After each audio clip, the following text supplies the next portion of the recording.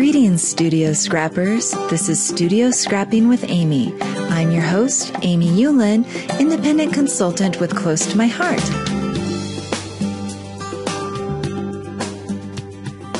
Well, I told you how excited I am about this new no limit layout. So I wanted to show you a quick little project that I'm working on right now. I'll have more no limit layouts and tips for you later, including some free downloads. But for right now, I'm using a download that I got off the internet. So this came to me from, I believe, simplescrapper.com. And basically what I did was I just plopped in my photos. So I used the clipping mask and I added my own photos. Then I went ahead and turned off the various layers, like the title. I left the journaling strips. I took off the little journaling bit, embellishment, and then started taking off the background papers and the stitching. Since we have stitching in Studio J, I don't need that. So this is what I'm left with, and I save it as a PNG file. Then I go ahead and go over to Studio J and I upload my PNG file. And when I drop it into the no limit layout, it looks like this. And so as you can see, I took my PNG file and just by simply adding text boxes, I created this beautiful layout with my photos any which way that I wanted. Now, as you can see, I definitely used, let's go ahead and turn all this stuff back on. I used all of this as my template. So basically the original PSD file, this was my sketch that I worked on in Studio J. So basically what you're going to do is anywhere where you see the paper, I simply drew a text box. So for instance, I drew a big, large text box and plopped in, as always, I edit my text just because I don't like that. And so then I go over to my paper, and honestly, it's kind of strange. I don't usually really like big patterns like this, so I'm not sure why I picked it. It's kind of out of my style, but I like how it turned out, I think, because the pictures are pretty. They're blue, and so I think they stand out against the background. I don't know. You can tell me if it looks awful or not, but I like it. I think it's pretty. So as I'm loading in another piece of paper, I'm going to go ahead and right-click and send to back. And so there my ooh, that does look kind of pretty, doesn't it? So there are my photos.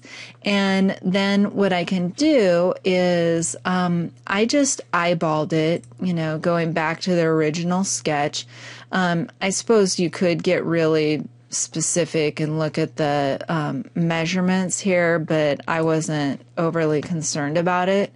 So I basically just drew another text box, and here I'll just copy this one. Okay, so I can just draw that text box and then place it where I want it over my pictures. And then again, when I add my paper into this particular text box, so I kind of like that one. I'm going to go ahead and edit my text too. And then again, I just send it backwards so that it'll go right behind my picture. Now, it's kind of hard to see here. Let me zoom in a little bit, or I'll zoom in a lot. How about? Okay, so when you look at these pictures, and I know it looks blurry because I'm zoomed in 400%, but it'll print out just fine. So when I was in Photoshop, these pictures have a bit of a drop shadow behind them. So that makes them look like they're sitting up on top of the layout. Well, I wanted to try to create a similar look with my journaling boxes.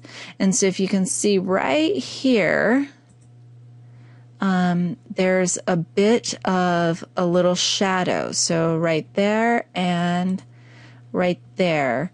It's hard to see, but let me go ahead and I'm just going to copy this box and I'll show you what I did by bringing it over here. And then I'm going to paste. And when I paste, it's going to just paste right on top. So I think I need to zoom out a little bit so I can see what I'm looking at. Okay, so there it is. Here, let me bring it down on top of this. Here, I'm going to turn this white so it's a little easier for you to see. Okay, so notice what I did here. I drew a box exactly the same size as my pattern paper that I want to use, and so this is a text box, and I cleared out the text box so that there's no vellum. It's just literally an empty text box. And then I went to my distressing and I did sponge distressing on it.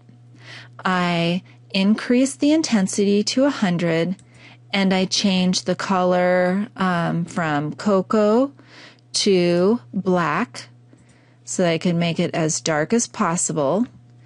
And then I offset it a little bit. So I just came down here, offset it just a little bit. I used my arrow keys to nudge it into place. And then I sent that backward until it was right behind my pattern piece of paper. So let me scooch this over. So when I deselect, you can see that it looks a little bit like it is some shadow underneath that paper. And so I'll play around with that a little bit more to try to make it look even a little more realistic, like it, does up here. It's got the hard edges, so that's not as great, but, for making it with a text box, I think it looks pretty awesome. So let me zoom back out. Okay, so yeah, you can see that it just makes it look like it comes off the page just ever so slightly. So again, you can add as many different layers as you want to. I added my journaling right on top of these journaling strips. I did a little cluster and notice I have a couple different visual triangles. I did visual triangles with the stitching on the side here, down by the journaling strips, and then up on my cluster to the right. I did a visual triangle with these embellishments. Get a little bit of red in there so that your eyes are locked into these photos. And then I just added some of our new stitching right around the border. So hopefully that will give you some ideas on ways that you too can use the No Limits pattern. So until next time, happy scrapping!